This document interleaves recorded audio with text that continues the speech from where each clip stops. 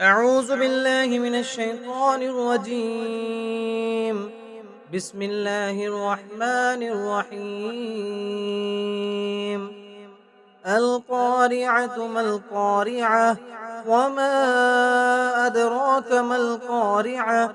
يوم يكون الناس كالفراش المبثوث، وتكون الجبال كالإحن المنفوش. فأما من ثقلت موازينه فهو في عيشة راضية، وأما من خفت موازينه فأمه حاوية. وما أدراك ما هي؟ نار حامية.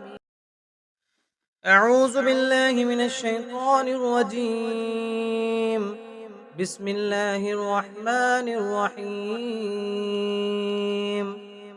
القارعة ما القارعة، وما أدراك ما القارعة.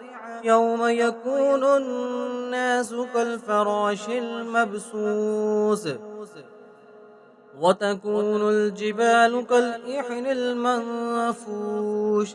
فأما من ثقلت موازينه فهو في عيشة راضية، وأما من خفت موازينه فأمه حاوية. وما أدراك ما هي؟ نار حامية. أعوذ بالله من الشيطان الرجيم. بسم الله الرحمن الرحيم. القارعة ما القارعة، وما أدراك ما القارعة. يوم يكون الناس كالفراش المبثوث، وتكون الجبال كالإحن المنفوش. فأما من ثقلت موازينه فهو في عيشة راضية، وأما من خفت موازينه فأمه حاوية. وما أدراك ما هي؟ نار حامية. أعوذ بالله من الشيطان الرجيم. بسم الله الرحمن الرحيم. القارعة ما القارعة، وما أدراك ما القارعة. يوم يكون الناس كالفراش المبثوث، وتكون الجبال كالإحن المنفوش.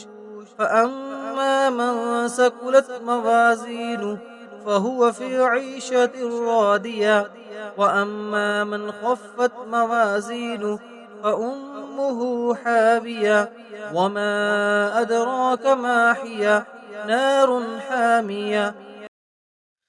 أعوذ بالله من الشيطان الرجيم. بسم الله الرحمن الرحيم. القارعة ما القارعة، وما أدراك ما القارعة. يوم يكون الناس كالفراش المبثوث، وتكون الجبال كالإحن المنفوش. فأما من ثقلت موازينه فهو في عيشة راضية، وأما من خفت موازينه فأمه حاوية. وما أدراك ما هي؟ نار حامية. صدق الله العظيم.